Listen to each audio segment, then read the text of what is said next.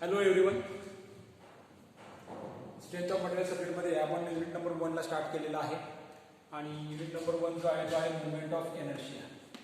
आणि याच्या संदर्भात आपण थोडीशी चर्चा मागच्या सेशनमध्ये केलेली आहे. मुवमेंट ऑफ एनर्शिया म्हणजेच काय, सेकंड मुवमेंट ऑफ एरिया ला आपण मुवमेंट ऑफ एनर्शिया म्हणतो आणि मुवमेंट ऑफ एनर्शिया आय या लेटरने दाखवलं जातं आणि त्याचं एसआय युनिट जे आहे ते millimetre raise to 4, centimetre raise to 4 किंवा मीटर रेस टू 4 आहे. ओके, त्याच्यानंतर आपण थोडं बेसिक्स पण याचे बघितले. सेंट्रॉइड म्हणजे काय, सेंटर ऑफ ग्रॅव्हिटी म्हणजे काय आणि मुवमेंट ऑफ एनर्शिया कसा कॅल्क्युलेट केला जातो ते देखील आपण बघितलेलं आहे. त्यानंतर दुसरी एक टर्म आहे ती आहे radius of gyration. Radius of gyration ज्याला के ह्या लेटरने डिनोट केलं जातं.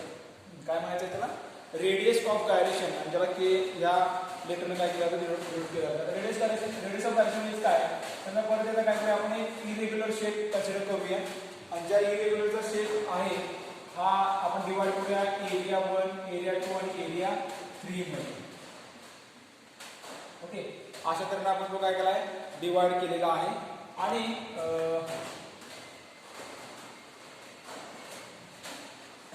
हा रेफरन्स ऍक्सिस म्हणून आपण एक्स एक्सिस असेल OX किंवा एक्स एक्स म्हणा. आणि इथून हे डिस्टन्स काय असणार आहे, व्हर्टिकल डिस्टन्स आहे y1 असेल, हे y2 असेल आणि हे असणार आहे y3. y1, y2 आणि y3 असणार आहे.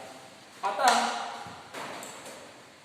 ह्या टोटल एरिया जो असणार आहे तो तरी कॉन्सिडर होत असणार आहे.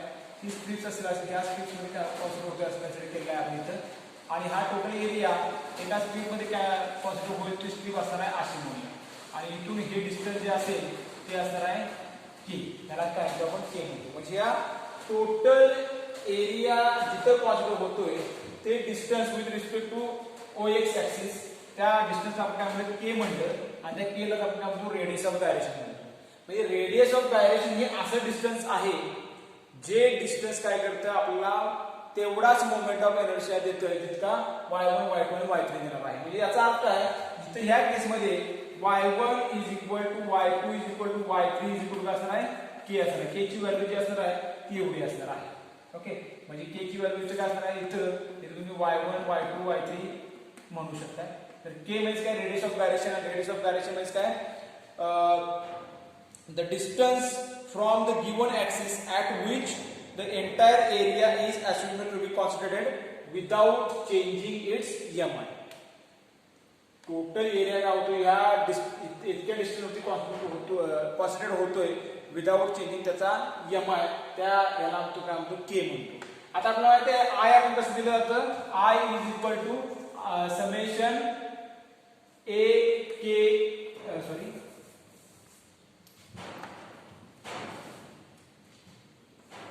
AX12 असं म्हणतो आपण IYY. ओके, आणि IXX बघा, IXX म्हणजे काय, moment of inertia about x axis. IYY म्हणजे काय, moment of inertia about YY axis. IXX असणार आहे समेशन A y² असतो आणि IYY काय समेशन A x² असतो. आता जर आपल्याला इथं IXX कॅल्क्युलेट करायचं असेल तर असा इथे काय होईल बघा, IXX इज इक्वल टू काय असतो A y² असं म्हटलं आहे. आपण y या ठिकाणी काय करू शकतो, k टाकू शकतो. म्हणजे समेशन A k² होणार आहे.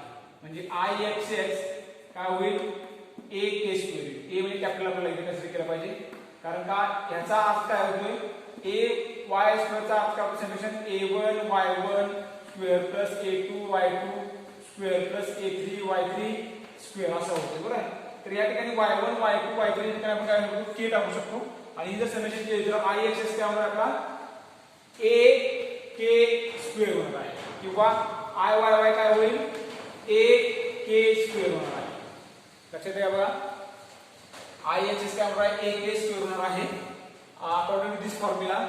तर ह्या k ला आपण काय म्हणतो रेडियस ऑफ गायरेशन म्हणतो. आता k आपल्याला कसं कॅल्क्युलेट करता येईल, k मग दोन प्रकारे आपल्याला कॅल्क्युलेट करता येईल. एक म्हणजेच काय, IXX च्या केस मध्ये A k² आहे, हा k आपल्याला कसा कॅल्क्युलेट करता येईल, k² इकडे ठेवला आणि हा काय होईल IXX A इकडे होईल डिवाइड बाय ए, बरोबर आहे. तर याचा रूट घेतला k इज इक्वल टू काय होणार under root of I X X divide by cross sectional area म्हणजे ए. आता k म्हणजे काय असेल एक्स एक्स असेल, हा एक्स असेल तर, आणि के वाय वाय कसं असणार मग K Y Y is equal to काय होणार फरक अंडर रूट इथं आय काय असणार आहे आय वाय वाय असेल, I Y Y divide by A. ह्याच्या ह्या फॉर्म्युलेच्या सहाय्याने काय करू शकतो रेडियस ऑफ गायरेशन आपण कॅल्क्युलेट करू शकतो. लक्षात ठेवा बघा, रेडियस ऑफ गायरेशन म्हणजे असं distance, the distance from the axis which gives movement of inertia without changing its content. Okay, so this is radius of gyration, ज्याला k ने आपण डिनोट करतो. k एक्सिस म्हणजे काय radius of gyration with respect to x x axis, y k y y म्हणजे काय radius of gyration with respect to y y axis. तो काय करायचा ह्या फॉर्म्युला आपण फाइंड करायचा आहे. Under root i axis divide by area k y y is equal to under root i y y divide by a. हा हे झालं आपलं काय रेडियस ऑफ गायरेशन.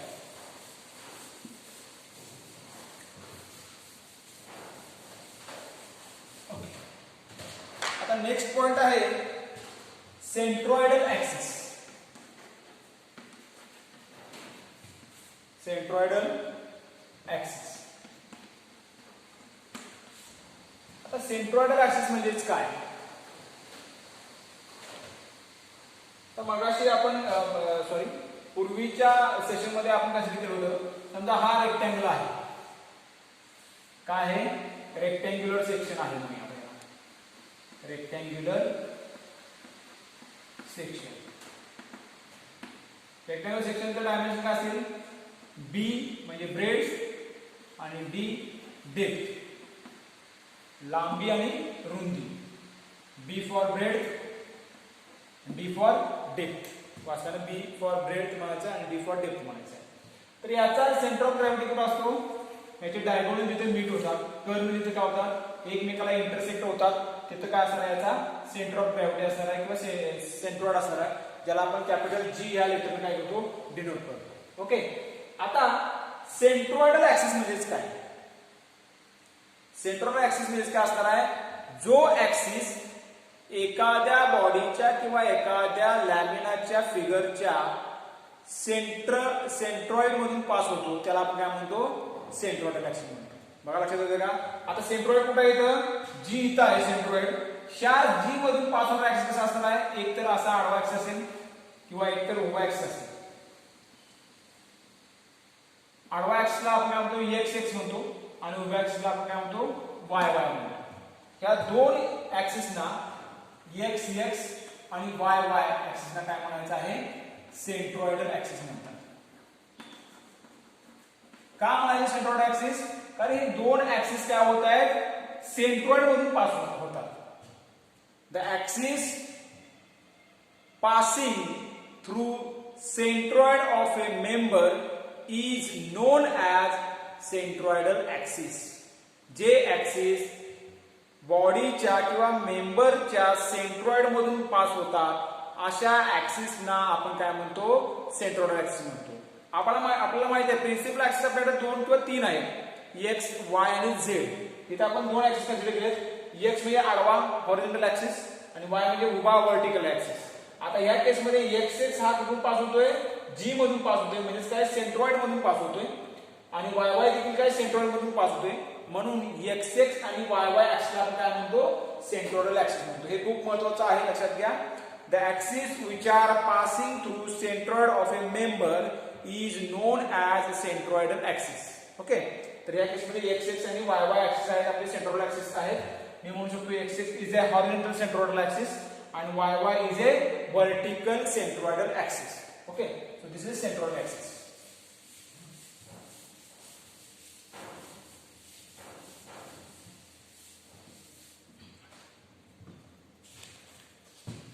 आता बघा, आतापर्यंत आपण काय केलं, मोमेंट ऑफ इनर्शिया म्हणजे काय बघितलं, मोमेंट ऑफ इनर्शियाचा युनिट्स बघितला, त्यानंतर आपण रेडियस ऑफ गायरेशन बघितलं, रेडियस ऑफ गायरेशन नंतर आपण सेंट्रॉइडल ऍक्सिस म्हणजे काय बघितलं. आता आपला जो पार्ट राहतो यामध्ये तो काय असणार आहे स्टँडर्ड फॉर्म्युले आपल्याला दिलेले असतील आणि स्टँडर्ड फॉर्म्युल्यावरती आपल्याला काय करायचे आहेत नंतर न्यूमेरिकल सोडवायचे आहेत. तर ते स्टँडर्ड फॉर्म्युले कुठले कुठले आहेत ते आपण जरासं एकदा बघूया आणि मग आपण पुढे जायचं आहे. आता स्टँडर्ड फॉर्म्युले मी काय करेन इथं डिस्कस करेन, ते तुम्ही तुमच्या नोटबुक मध्ये काय करायचे आहेत, लिहायचे आहेत तसेच त्या फॉर्ममध्ये, आणि ते पाठ करायचे आहेत. ते पाठ असतील तर आणि तरच आपल्याला काय करता येईल, न्यूमेरिकल सोडवता येतील. म्हणजे तुम्हाला सगळ्या स्टँडर्ड फिगरचे सेंटर ऑफ ग्रॅव्हिटी माहित पाहिजे, जे आपण फर्स्ट इयर मध्ये अप्लाइड मेकॅनिक्स मध्ये शिकलेलो आहोत. तिथून तुम्ही ते परत रिवाइज करा, आणि प्लस तुम्हाला हे देखील म्हणजे मोमेंट ऑफ इनर्शियाचे फॉर्म्युले देखील माहित असणं गरजेचे आहे. फॉर्म्युले म्हणूया moment of inertia of plane figures.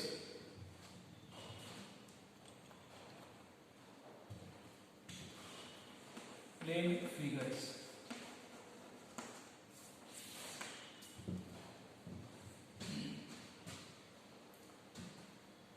इथं मी लिहितो फिगर.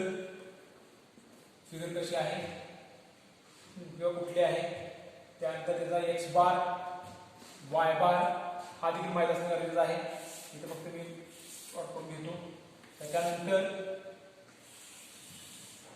आय एक्स एक्स म्हणजे moment of inertia about X X axis, आणि लास्ट असणार आहे I Y Y moment of inertia about Y Y axis. हे तुम्हाला पाठ असणं गरजेचं आहे. ठीक आहे, पहिली फिगर बघूया. रेक्टँग्युलर सेक्शन किंवा रेक्टँगल म्हणा.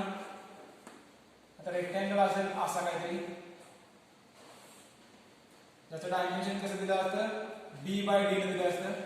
d म्हणजे हॉरिझॉन्टल डायमेन्शन आणि d म्हणजे व्हर्टिकल डायमेन्शन, हे लक्षात ठेवा. त्याचा सेंट्रोइड कुठं असणार आहे, जिथं त्याचा डायगोनल गावतात मीट होतात तिथे सेंट्रोइड असेल. हा सेंट्रोइड ऍक्सिस x आणि हा सेंट्रोइड ऍक्सिस काय असणार आहे, y असणार आहे. बघा प्रोसेस मी कशा तऱ्हेने ड्रॉ केलेला आहे, तशा तऱ्हेने तुम्ही तुमच्या नोटबुक मध्ये ड्रॉ करायचा आहे आणि बाकी गोष्टी आपण पाठ करत जायचं आहे. आपल्याला माहिती आहे एक्स बार काय असतो, त्याचा इथं असतो, b बाय 2 वरती असतो. एक्स बार काय आहे, b बाय 2 वरती आहे. वाय बार किती असणार आहे, वाय बार देखील d बाय 2 वरती आहे. आता हे असं कसं आणि का ते आपण मेकॅनिक्स मध्ये शिकलेलो आहोत. तो परत त्या चॅप्टर तुम्ही वाटलं तर रिवाइज करा. Centre of gravity and centroid तिथून तुम्हाला कळून जाईल. तर एक्स बार आहे रेक्टँगलचा b बाय 2 आणि d बाय 2. आता मोमेंट ऑफ इनर्शिया बघा असं असणार आहे. मोमेंट ऑफ इनर्शिया म्हणजे I X X, moment of inertia about X axis जो असतो तो असतो b d क्यूब बाय 12 असतो. लक्षात घ्या. फॉर्म्युला लक्षात कसे ठेवायचे बघा. रेक्टँगल b बाय d, याचा एरिया पण माहिती असणं गरजेचं आहे. एरिया काय असणार, d टू d असतो. X bar d by 2, Y bar d by 2, I X X moment of inertia about X axis असतो b d क्यूब बाय 12, आणि आय वाय वाय म्हणजे काय moment of inertia about Y Y axis काय असतो d b cube by 12. आता हा कसा आलाय, हा आपण जे पहिल्या सेशन मध्ये डिस्कस केलं होतं त्या अनुषंगाने त्यांनी डिराइव्ह केलाय, पण डेरिव्हेशन आपल्याला नाहीये, फक्त आपल्याला स्टँडर्ड फॉर्म्युला फक्त लक्षात ठेवायचा आहे. सो रेक्टँग्युलर सेक्शनच्या केसमध्ये moment of inertia about X X axis काय असणार आहे bd क्यूब बाय 12, आणि आय वाय वाय किती असतो db क्यूब बाय 12 असतो.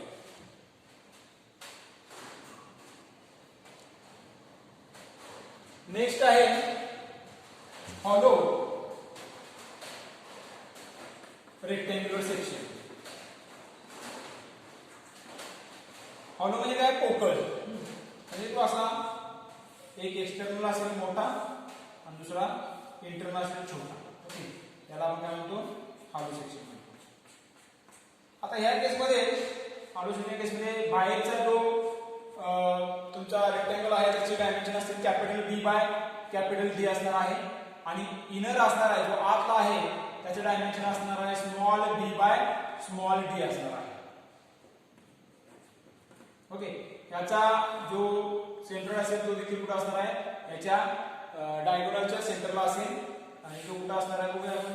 हा एक्स एक्स सेंट्रल ऍक्सिस, हा Y Y central axis. Okay, हा किती असणार आहे, कॅपिटल B बाय 2 वरती असेल, आणि इथं कॅपिटल D बाय 2 वरती असणार आहे.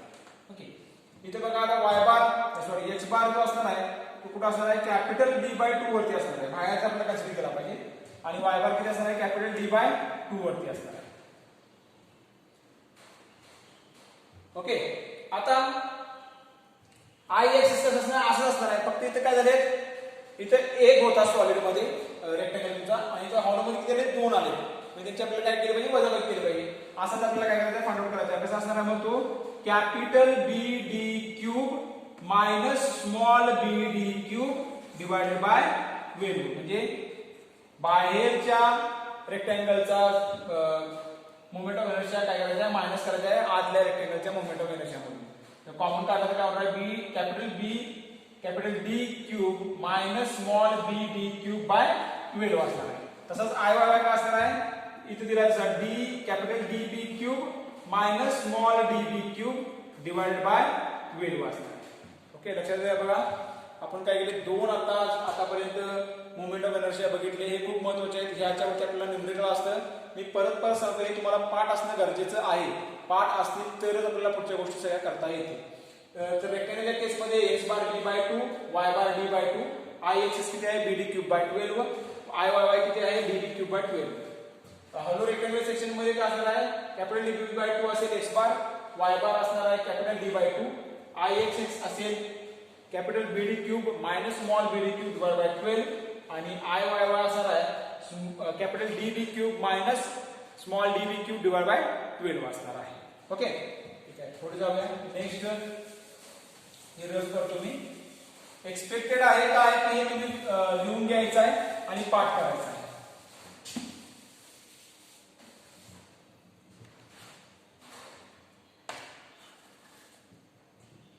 सर्क्युलर सेक्शन बघू आपण आता सर्क्युलर सेक्शनच्या केसमध्ये त्याचा सेंट्रॉइड कुठे असतो सेंटरला असतो सेंट्रॉइड मधून जाणारे दोन ऍक्सिस कुठे असणार आहेत एक आडवा असणार आहे हॉरिझॉन्टल एक्स एक्स आणि व्हर्टिकल वाय वाय असणार आहे त्या केसमध्ये एक्स बार काय असतो आपला जर हा तुम्ही डी समजला कॅपिटल डी म्हणजे काय डायमीटर असेल तर एक्स बार आणि वाय बार कुठे असतो सेंटरला असतो सेंटरला म्हणजे काय डायमीटर डिवाइड बाय 2 म्हणजे काय रेडियस इतका असतो त्रिज्या इतका असतो वाय बार देखील सेम डी बाय 2 वरती असणार आहे ओके सेंटर म्हणजे काय डी बाय 2 किंवा रेडियस म्हणू शकता तुम्ही आर म्हणा किंवा रेडियस म्हणा काय तुम्हाला सोपं जाते ते म्हणा पण आपण सगळ्या गोष्टी डायमीटरच्या टर्म मध्ये बोलतो त्यामुळे इथे पुढे आपण डायमीटर टर्म मध्ये काय करूया लक्षात ठेवण्याचा प्रयत्न करूया डी बाय 2 म्हणजे काय रेडियस असणार आहे आता आय एक्स एक्स आणि आय वाय वाय देखील सेमच आहे या केसमध्ये जो असतो pi by 64 into D raise to 4 असणार आहे pi by 64 into D raise to 4 circular circular सेक्शनच्या केसमध्ये X bar Y bar same आहे I X X I Y same आहे कारण का सर्क्युलर सेक्शन हा काय सिमेट्रिक आहे त्याचे एक्स एक्स ऍक्सिसने किंवा वाय वाय ऍक्सिसने दोन्ही ऍक्सिसने काय होतात सेम भाग विभाजन होतं म्हणून त्याला सिमेट्रिक सेक्शन असं म्हटलं जातं आणि सिमेट्रिक सेक्शनच्या केसमध्ये म्हणजे सर्क्युलरच्या केसमध्ये काय आहे एक्स बार वाय बार चा डी बाय 2 असेल आणि I X X I Y Y म्हणजे काय moment of inertia about X X axis and moment of inertia about Y Y axis किती आहे pi by 64 into D raise to 4 असणार आहे okay ठीक आहे पुढे जाऊया आता पुढचा सेक्शन कुठला असणार आहे हॉलो सर्क्युलर सेक्शन असेल कुठला आहे हॉलो सर्क्युलर सेक्शन या केसमध्ये काय होईल दोन तुमचे काय असतील सर्कल्स असतील बाहेरचा असेल तो कॅपिटल डी म्हणूया आणि आतला असेल त्याला काय म्हणतात आपल्याला स्मॉल डी म्हणता येईल आतला किती आहे स्मॉल डी असेल ओके दोन आहेत आता एक्स बार काय असणार आहे कॅपिटल डी बाय 2 असणार आहे बाहेरच्या सर्कलचा निम्मा घ्यायला पाहिजे आपल्याला वाय बार देखील 2 असणार आहे डी बाय 2 असणार आहे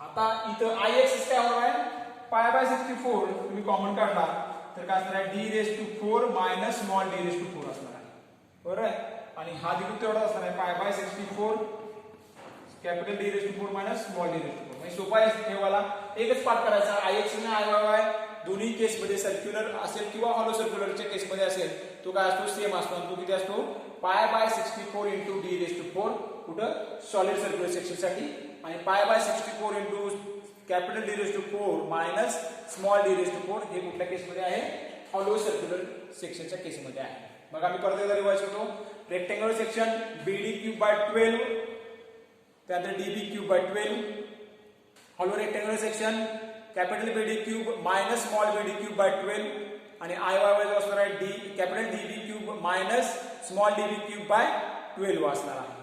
सर्क्युलर सेक्शनच्या केसमध्ये pi by 64 into D raise to 4 आणि हॉलो सर्क्युलरच्या केसमध्ये काय असणार आहे pi by 64 into capital D raise to 4 minus small D raise to 4 असणार आहे.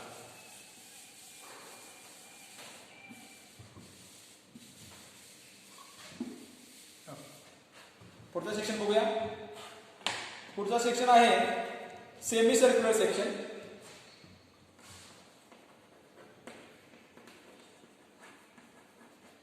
सेमी सर्क्युलर आता सेमी सर्क्युलर सेक्शन असा काहीतरी असेल.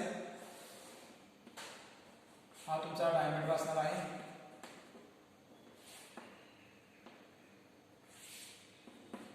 हा काय असतो तुमचा सेंटर ऑफ ग्रॅव्हिटी. हा वाय वाय ऍक्सिस हा एक्स ऍक्सिस. सेमी सर्क्युलर केसमध्ये आपल्याला हे डिस्टन्स माहिती आहे किती असणार आहे. हे असणार तुमचं d/2 असेल एक्स बार आणि वाय बार जो असतो तो असतो 4r/3π. ओके म्हणजे एक्स बार जो आहे तुमचा किती असेल d/2 वरती किंवा रेडियस का असेल आणि हा असणार आहे 4r/3π. हे पाठ करणं गरजेचं आहे, हे माहित असणं गरजेचं आहे. आता Ixx आणि Iyy जो आहे तो आहे Ixx येतो 0.11 इंटू r⁴ असणार आहे. बघा किती Ix किती आहे सेमी सर्क्युलरच्या केसमध्ये 0.11 इंटू r⁴ आणि Iyy जो आहे तो आहे πr/r⁴ divide by 8. πr⁴ divide by 8. Okay हा आहे सेमी सर्क्युलरच्या केसमध्ये. आता त्यानंतर आहे पुढचा क्वार्टर सर्कल. क्वार्टर सर्कल असा असेल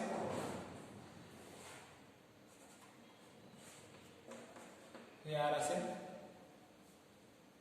याचा सेंट्रॉइड कुठे आहे इथे असणार आहे. सेंट्रॉइड कुठे असतो 4r/3π वरती असतो. 4r/3π 4r/3π इथे सेंट्रॉइड आहे. हा एक्स ऍक्सिस हा वाय ऍक्सिस म्हणजे तुमचा एक्स बार किती आहे 4r/3π 4r/3π. कुठून आहे बघा या कॉर्नर पासून हे कसे ठेवतात या कॉर्नर पासून 4r/3π या कॉर्नर पासून 4r/3π वरती आहे. आता या केसमध्ये Ixx आणि Iyy सेम आहे आणि तो आहे 0.055 r⁴ ह्याच्याबरोबर निम्मा आहे. ओके आणि 0.055 इंटू r⁴. बघा म्हणजे क्वार्टर सर्कलच्या केसमध्ये क्वार्टर सर्कल म्हणा किंवा क्वार्टर सर्क्युलर सेक्शन म्हणा. क्वार्टर सर्कलच्या केसमध्ये एक्स बार आणि वाय बार काय सेम आहे 4r/3π आहे आणि Ixx आणि Iy जो आहे तो 0.055 r⁴ आहे. 0.055 r⁴ असणार आहे. ओके बघा आपण काय काय बघितलं आता मोमेंट ऑफ इनर्शिया बघितले. पहिला सेक्शन बघितला रेक्टँग्युलर, त्यानंतर हॉलो रेक्टँग्युलर, त्यानंतर circular, hollow circular, semi circular आणि क्वार्टर सर्क्युलर हे 3 आपण सेक्शन बघितलेले आहे. याच्यानंतर एक सेक्शन होतो तो आहे ट्रायंग्युलर सेक्शन.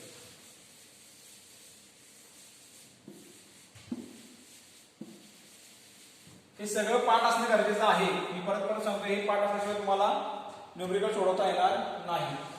ट्रायंगल म्हणा किंवा ट्रायंग्युलर सेक्शन बघूया आपण. ट्रायंग्युलर सेक्शन मध्ये असा काहीतरी ट्रायंगल असेल. हा तुमचा बी म्हणजे बेस असेल आणि हा हाईट ही हाईट असणार आहे. त्याचा एरिया किती असतो 1/2 इंटू पाय इंटू उंची असणार पण हा बी इंटू एच असणार आहे. आता याचा जो सेंट्रॉइड असतो तो इथे कुठेतरी असेल जी म्हणून. पासून ऍक्सिस पहिला x असेल आणि दुसरा असेल तो व्हर्टिकल y असेल. ओके तर हे असतं तुमचं h/3 वरती असणार आहे आणि हे असतं b/2 वरती असणार आहे. x बार असतो तो काय असतो b/2 बेसच्या निम्मा आणि y बार किती असतो हाईटच्या 1/3 h/3 असणार आहे. आता ह्या केसमध्ये Ixx जो आहे तो असतो bh³/36. लक्ष द्या गोष्टी bh³/36 हा Ixx आहे. म्हणजे Ixx म्हणजे तुला सेंट्रॉइड लक्ष द्या. आणि याच्या व्यतिरिक्त 2 तुम्हाला आणि दिलेले आहेत तो म्हणजे I बेस आणि I अपेक्स. बघा मी काय म्हणतोय I बेस म्हणजे तुमचा कुठला हा आय बेसला काय ए बी म्हणतो मी. अपेक्स म्हणजे काय या मानून चालू आहे रेषाला अपेक्स म्हणतो पी क्यू म्हणूया. आय बेस आणि I apex. I base plus काय म्हणजे आपण ए बी म्हणतोय आय ए बी म्हणतो त्याला किंवा आय बेस म्हणा. ए बी वगैरे नाव काय वेगळं तरी चालेल. बेस जो आहे तो BH³ बाय 12 असतो आणि अपेक्स जो आहे तो BH³ बाय 4 असतो. बघा ट्रायंगलच्या केसमध्ये तुम्हाला 3 मोमेंट ऑफ इनर्शिया मिळतात. एक आहे तो सेंट्रल ऍक्सिस भोवती म्हणजे IX असतो. IX किती आहे BH³ बाय 36. बेस किती आहे BH³ बाय 12 आणि अपेक्स किती आहे आय अपेक्स किती असणार BH³ बाय 4 असणार. हे तुम्ही एक सिक्वेन्स लक्षात ठेवा. सेंट्रॉइडल म्हणजे एक्सेस बेस अपेक्स फक्त काय होतं डिनॉमिनेटर चेंज होतो. 36 12 आणि 4. 36 मध्ये आहे सेंट्रल ऍक्सिस साठी म्हणजे IX साठी आहे. 12 मध्ये बेस साठी आहे आणि अपेक्स साठी किती असणार आहे BH³ बाय 4 असणार. तर आपण आतापर्यंत काय बघितलं स्टँडर्ड फॉर्म्युलेज बघितले.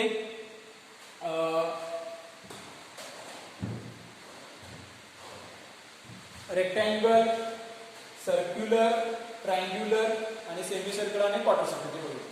आय होप तुम्हाला हे फॉर्म्युले लक्षात राहतील किंवा तुम्ही पाठ करा. पुढच्या सेशनच्या पूर्वी तुम्ही काय करायचं आहे हे सगळे फॉर्म्युले तुम्ही काय करायचे वहीमध्ये एकत्र प्लॉट लिहायचे आहेत टेबल फॉर्मॅटमध्ये आणि ते पाठ करायचे आहे. ओके या ठिकाणी आपण या सेशनमध्ये इथेच थांबूया. More discussion in next session. Thank you.